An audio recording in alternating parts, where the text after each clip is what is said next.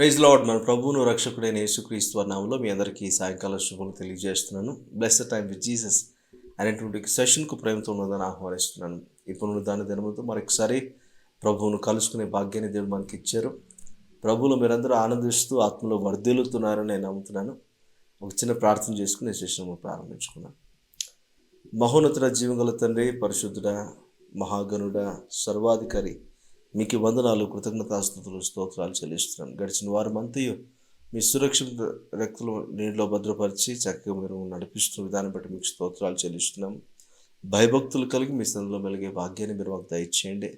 మీ దృష్టికి అంగీకారయోగ్యం పడుతున్న కలిగి చక్కగా మీలో సంతోషించే భాగ్యాన్ని మాకు దయచేయండి. మా వాక్య ధ్యానంలోనూ, ప్రార్థనలోనూ, ఆరాధనలోనూ మీడితో నడిపించమని, ముందున్న సమయాన్ని మాకు దీవెనకరంగా మీకు మహిమకరంగా మలుచుకోమని, వినగలిగించేవని, గ్రహించగలిగిన మనసులు మీరు మాకు దయచేయమని మా ప్రభువును రక్షకుడైన యేసుక్రీస్తు వారి నామములో అడిగి వేడుకుంటున్నాము తండ్రి. Amen, amen, amen. కొద్ది నిమిషాలు ప్రభుని స్తుతించి ప్రభుని కనపరుద్దాం. ఆనాది కాలంలోనే మనలను ఆయన రూపించుకొని, నిర్మించుకొని, తన సొత్తుగా మనం చేసుకోవడానికి మన కొరకు ఈ లోకంలోనికి వచ్చి తన ప్రాణాన్ని అర్పించిన యేసయ్యను ఏమి రుణాన్ని తీర్చుకోగలం? ఆయన మన స్నేహితుడు, మన ప్రభువు, మన దేవుడు, మన రక్షకుడు, మన విమోచకుడు అని చెప్తూ ప్రభుని స్తుతించి కనపడతాం.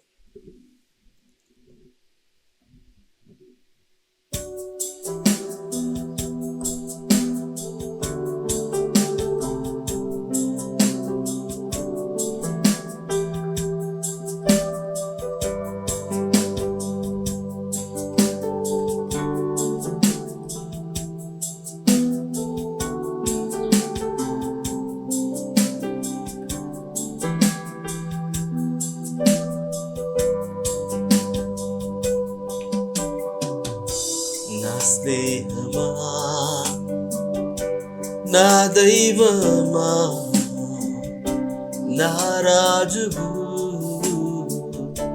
నా యేసయ్యా. నా స్నేహమా, నా దైవమా, నా రాజువు, నా యేసయ్యా. నా స్నేహమా, నా దైవమా, నా రాజువు, నా యేసయ్యా. ఆనాదిలోనే ఏర్పరిచిన స్నేహమా, కలిపిన స్నేహమా, నన్ను వీడని స్నేహమా. ఆనాదిలోనే ఏర్పరచిన స్నేహమా, కలిపిన స్నేహమా, నన్ను వీడని స్నేహమా. నా స్నేహమా, నా దైవమా, నా రాజు, నా యేసయ్యా. నా స్నేహమా, నా దైవమా, నా రాజు, నా యేసయ్యా.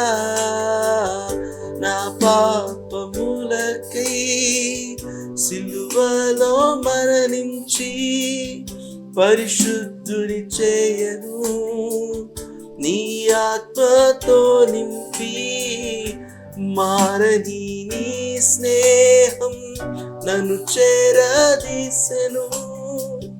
నీ కొరకై నేను సదా జీవింతును.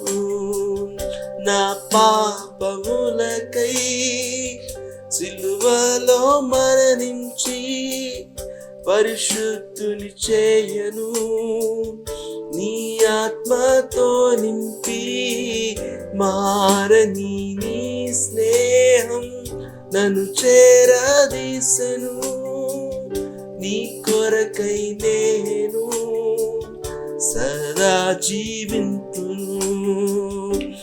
ఆనాదిలోనే ఏర్పరచిన స్నేహమా, కలిపిన స్నేహమా, నన్ను వీడని స్నేహమా, ఆనాదిలోనే ఏర్పరచిన స్నేహమా, చేయి కలిపిన స్నేహమా, నన్ను వీడని స్నేహమా,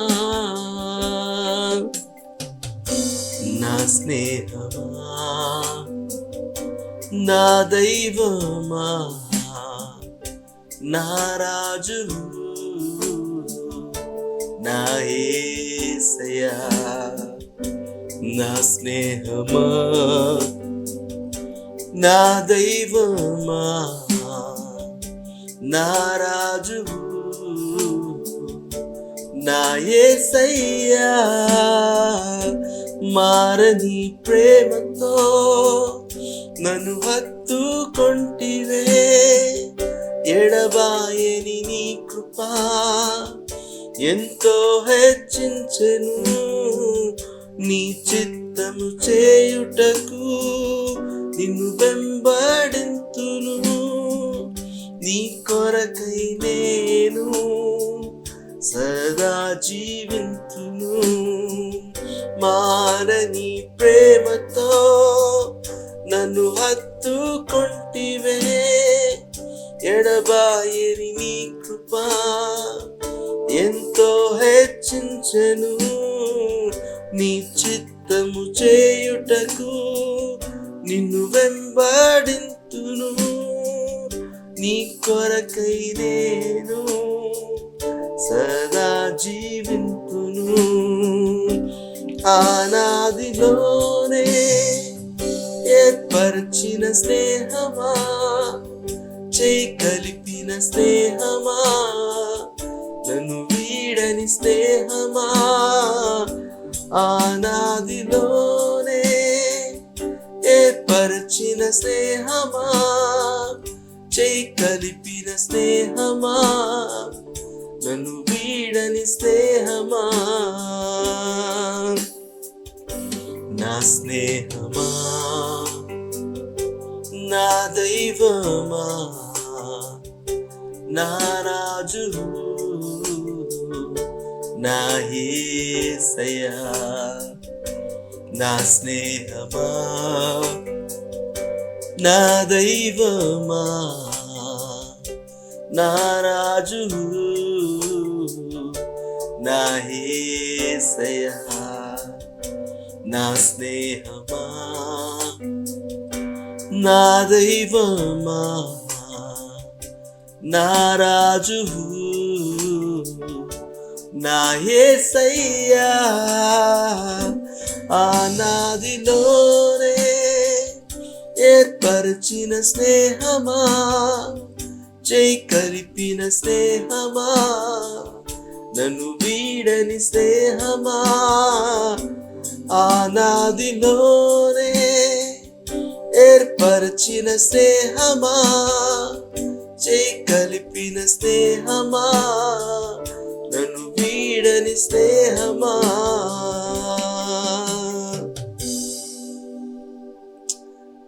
thank you Lord, thank you Jesus. తండ్రి మీకు వందనాలు, యేసయ్యా మీకు వందనాలు, పరిశుద్ధాత్మదేవ మీకు వందనాలు, కృతజ్ఞతాస్తుతులు స్తోత్రాలు చెల్లిస్తున్నాను. విడువక ఎడబాయక మీ కృపను మా పట్ల చూపిస్తూ శాశ్వతమైన ప్రేమతో మమ్మల్ని ప్రేమించారు. మేము లేకుండా పరలోకాన్ని మీరు ఊహించుకోలేదని మాకు అర్థమవుతుంది. అందుకొరకు యేసుక్రీస్తును మా కొరకు సొంత రక్షకునిగా మార్చబడ్డానికి, విమోచించబడ్డానికి క్రయధనంగా మా కొరకు మీరు అర్పించారని మేము నమ్ముతున్నాం. మీ ప్రేమకు మేము రుణస్థులము, కృతజ్ఞులము. ఈరోజు నా ప్రభువా, నా దేవా, నా రక్షక, నా ప్రాణప్రియుడా, నా తండ్రి, నా విమోచకుడా, నా రక్షకుడా, నా దేవుడా, నా ప్రభువా, నా రాజా అని మీ ప్రేమను గురించి కొనియాడటానికి, మీతో ఒక చక్కటి సహవాసాన్ని, సంబంధాన్ని కలిగి ఉండటానికి ఇచ్చిన అవకాశం బట్టి మీకు వందనాలు, స్తోత్రాలు. ఏ అర్హత లేని మమ్మల్ని ప్రేమించారు. అనాదిలోనే మీ సంకల్పములో మమ్మల్ని మీరు ఉంచినందుకు, మీ ప్రణాళికలో మమ్మల్ని మీరు జ్ఞాపకం చేసుకున్నందుకు మీకు వందనాలు తెలియజేస్తాం.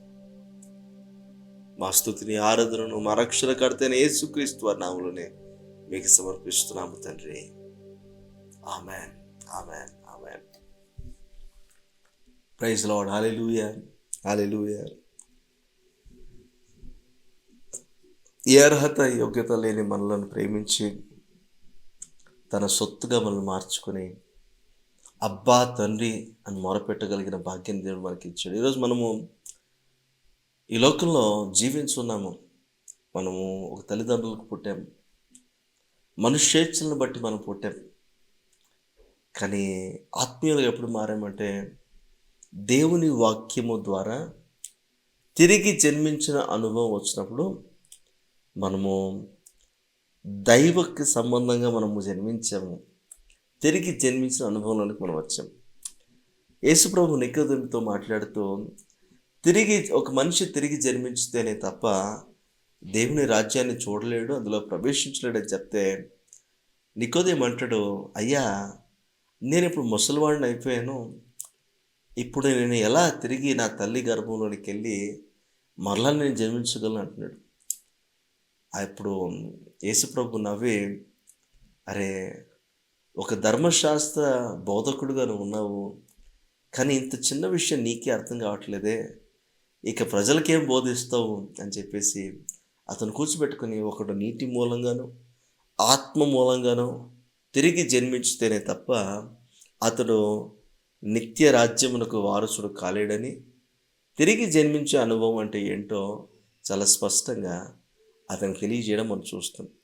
ఈరోజు తిరిగి జన్మించేటువంటి అనుభవాన్ని దేవుడు మనకి ఎందుకు ఇవ్వాలని ఆశపడుతున్నాడు అంటే, మనం మనుష్యేచ్ఛల వల్ల పుట్టాము, తిరిగి జన్మించిన అనుభవం కలిగిన తర్వాత దైవిక సంబంధమైనటువంటి మనుషులుగా జీవించడానికి మనం తిరిగి జన్మిస్తామని లెక్క. ఈరోజు నీటి మూలంగా అంటే వాక్య మూలంగా అంటే తర్వాత విశ్వాసం మూలంగా మనం తిరిగి జన్మించకపోతే, బాప్తిస్మను తీసుకోకపోతే దేవుడు మన కొరకు ఏం చేశాడో అనేది మనకు తెలియదు.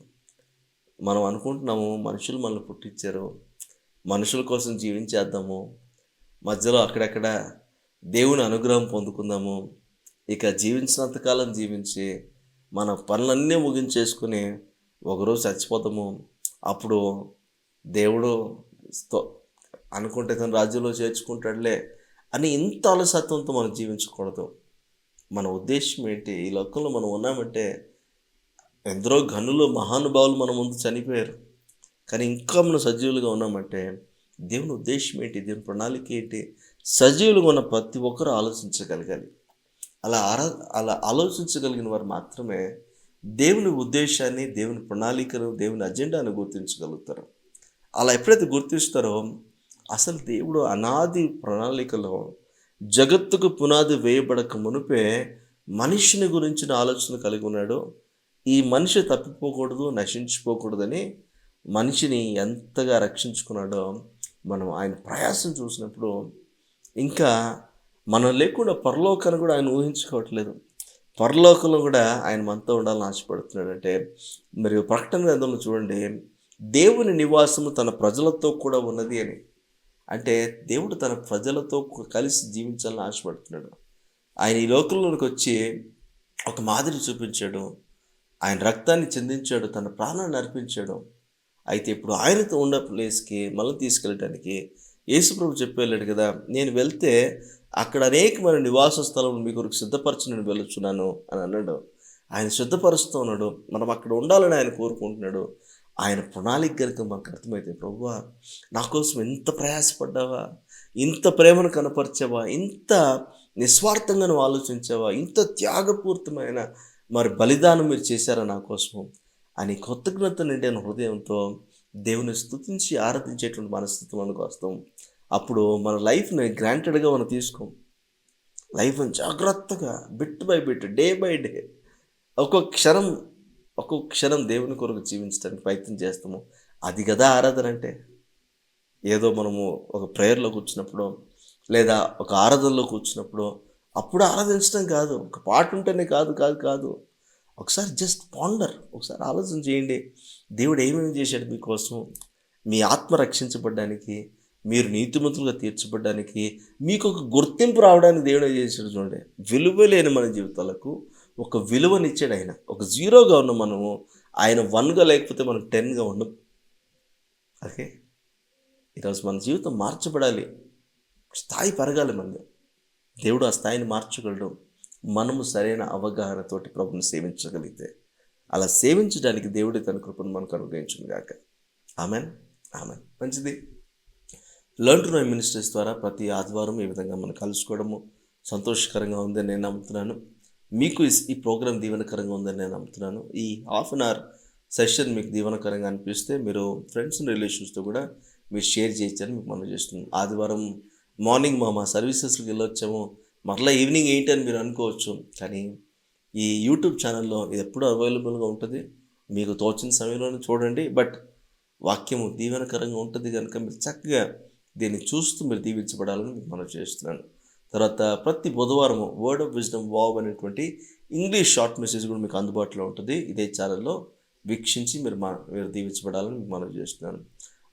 ప్రతిరోజు ఇన్స్టాగ్రామ్ అండ్ ఫేస్బుక్లో లెర్న్ టు నో అనేటువంటి పేజ్ ద్వారా డైలీ డివోషన్స్ కూడా మీకు అందుబాటులో ఉన్నాయి. ప్రతిరోజు వాక్యాన్ని ధ్యానించండి, ప్రతిరోజు ప్రార్థన చేయండి, ఆత్మీయంగా బలపరచబడండి. తర్వాత ఈ డైలీ డివోషన్ కూడా మీరు సద్వినియోగపరచుకోండి. ఆధ్యాత్మికంగా మీరు ఎదిగే క్రమంలో ఈ డైలీ డివోషన్ కూడా మీకు ప్రయోజనకరంగా ఉంటుందని నేను నమ్ముతున్నాను. బైబిల్ను ధ్యానించాలని ఆశ కలిగిన వారికి సిస్టమిక్గా బైబిల్ చదవటానికి, ధ్యానించడానికి స్క్రిప్చర్ టైం అనేటువంటి ప్రోగ్రామ్ ప్లాన్ చేయబడింది. స్క్రిప్చర్ టైం ప్రతి శుక్రవారం తెలుగులో, ప్రతి శనివారం ఇంగ్లీష్లో మీకు అందుబాటులో ఉంది కనుక దాన్ని కూడా మీరు వీక్షించాలని. మరి బైబిల్ మీరు చదవండి, రెఫరెన్స్ కోసము ఇలాంటి సిరీస్ని మీరు ఫాలో చేయొచ్చని కూడా మీకు మనం చేస్తున్నాను. మరి లెర్న్ టు నో మినిస్ట్రీస్ కొరకు ప్రార్థన చేయండి. అనేక మంది చోట్ల మరి ప్రేయర్ సెల్ గ్రూప్స్ స్టార్ట్ చేసి ఆధ్యాత్మికంగా ప్రజలను ప్రభు కొరకు నిర్మించాలనే ఉద్దేశంతో ప్రారంభించబడిన ఈ పరిచర్య అనేక రీతులుగా దేవుని మహిమార్థమై సేవ జరిగించినట్లుగా మీరు ప్రార్థనలో జ్ఞాపకం చేసుకోవాలని మీకు మనం చేస్తున్నాను. మీ ప్రార్థన అవసరాలు ఏమన్నా మాకు తెలియచేయండి. We're more than happy to pray for you. దేవుని రాజ్యాన్ని మనం కలిసి కడదాం, ప్రభులో మనము ఎదుగుతూ ప్రభు సంతోషకరంగా ఉండి జీవితం. అటు కృప దేవుడు మనకు అనుగ్రహించుగాక. మంచిది. దేవుని వాక్యాన్ని మనం ధ్యానించుకుందాం. దేవుని వాక్యం మనల్ని నిర్మించేదిగా ఉంది. నమ్మి వారి దేవునికి స్తోత్రం చెప్తారా? హల్లెలూయా. కొద్ది నిమిషాలు దేవుని వాక్యాన్ని మనం ధ్యానిద్దాం. దేవుని కృపను మనము జ్ఞాపకం చేసుకుందాం. అపోస్తలుడైన పౌలు కొరింథీయులకు రాసిన 2వ పత్రిక 6వ అధ్యాయము మొదటి 2 వచనాలు మనం ధ్యానించడానికి ప్రయత్నం చేద్దాం. అపోస్తలుడైన పౌలు కొరింథీయులకు రాసిన 2వ పత్రిక 6వ అధ్యాయం మొదటి 2 వచనాలు మనం చూద్దాం. కాగా మేము ఆయన తోడి పనివారమై మీరు పొందిన దేవుని కృపను వ్యర్థము చేసుకునవద్దని మిమ్మును వేడుకొనుచున్నాము.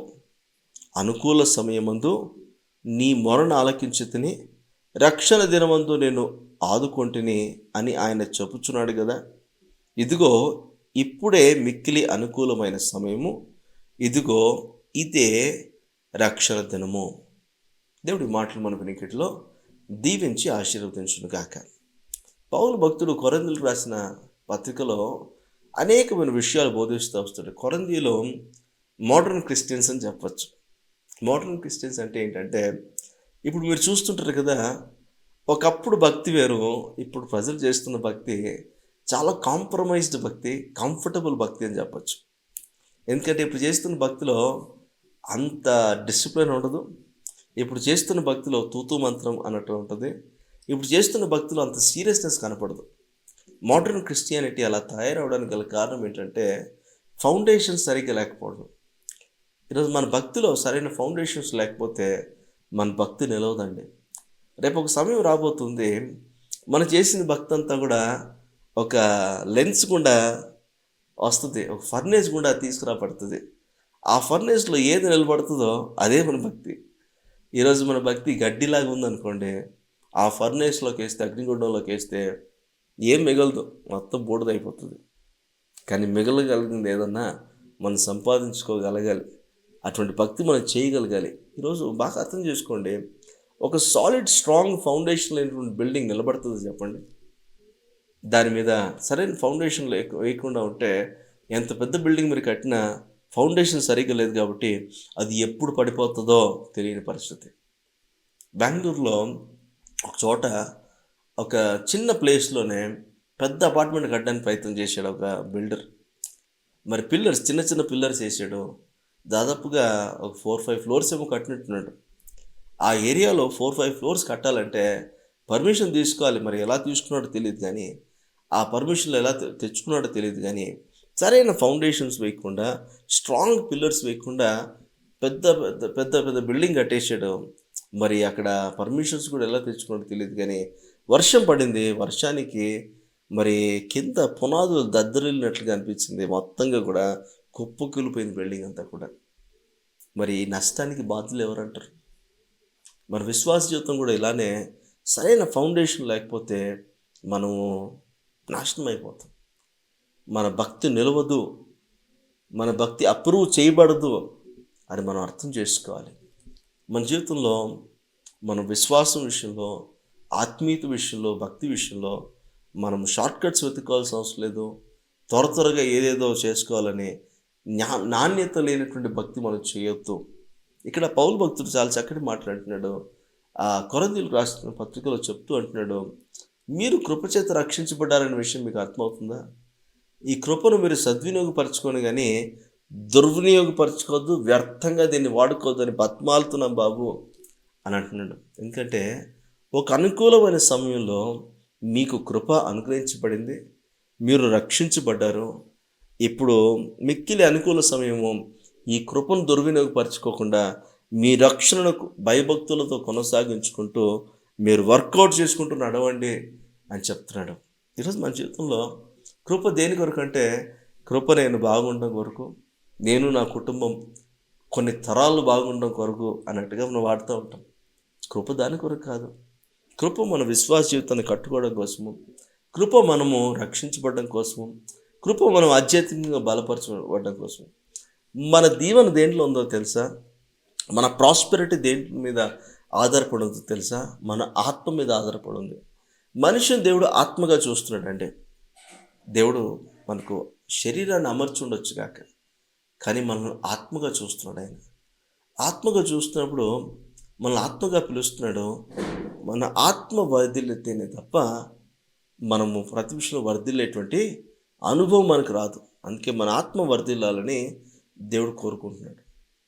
ఈ ఆత్మను వర్ధిల్లించి చేసేటువంటి బాధ్యతను మనం తీసుకోవాలి. ఇక్కడ చాలా చక్కగా కొన్ని మాట్లాడుతున్నాడు.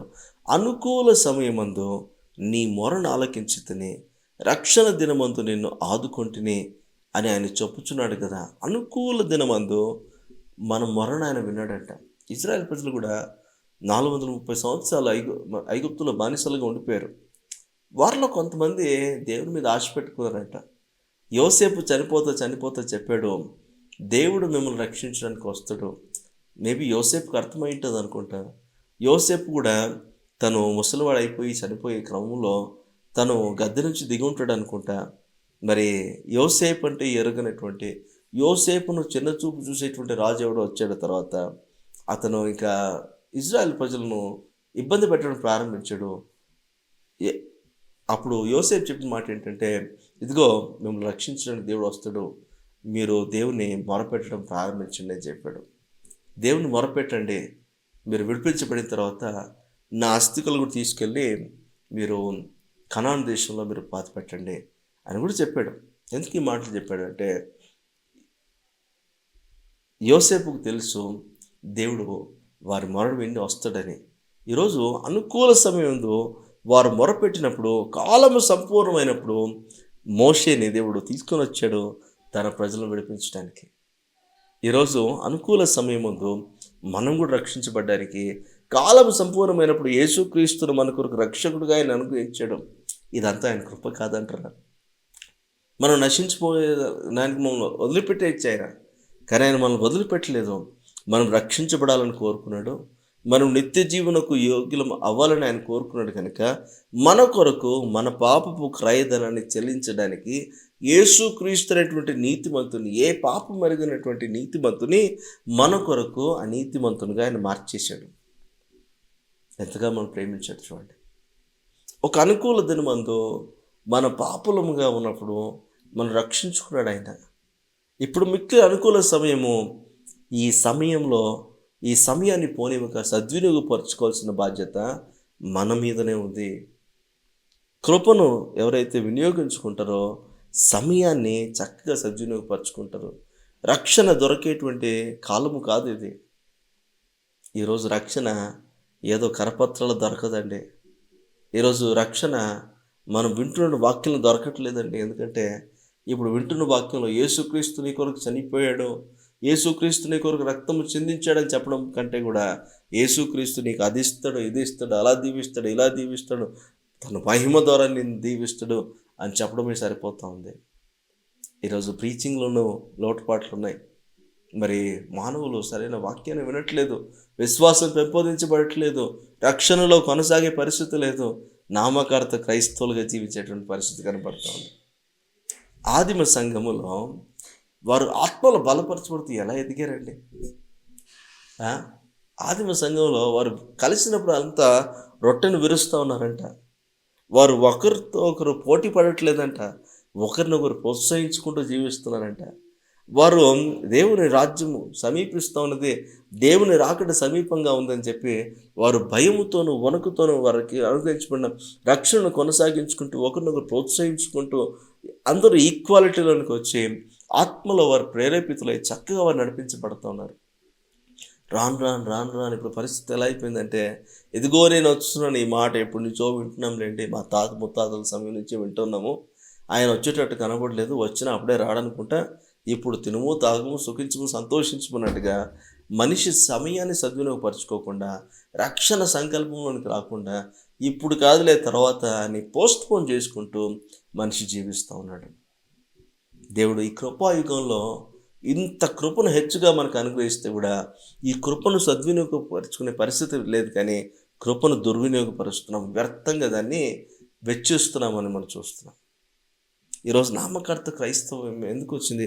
ఒక రోషము లేనటువంటి క్రైస్తవం మనలో ఎందుకు ఉంది అని అంటే, దేవుని భయము, దేవుని భక్తి మనలో లేదు, ఒక అకౌంటబిలిటీ మనకు లేదు, ఒక జవాబుదారీతనం మనలో లేదు, ఒక బాధ్యత మనలో కనపడట్లేదు. దేవుడు ఇంత కృపను ఇంత విశేషంగా మనకి ఇస్తూ ఉంటే దీన్ని సద్వినియోగపరచుకునే పరిస్థితి లేదు. ఇప్పుడు రేపు పొద్దున మనము గుండెలు బాదుకుంటే కూడా ఈ రక్షణ రాదండి. రోజు రాబోతున్నాయి, మనకు చక్కగా లేఖనాలు చెప్తాయి, there is going to be a famine of word. దేవుని వాక్యము దొరకనటువంటి క్షామకాలం రాబోతున్నది. నేను అంటాను ఆల్మోస్ట్ వచ్చిందేమో.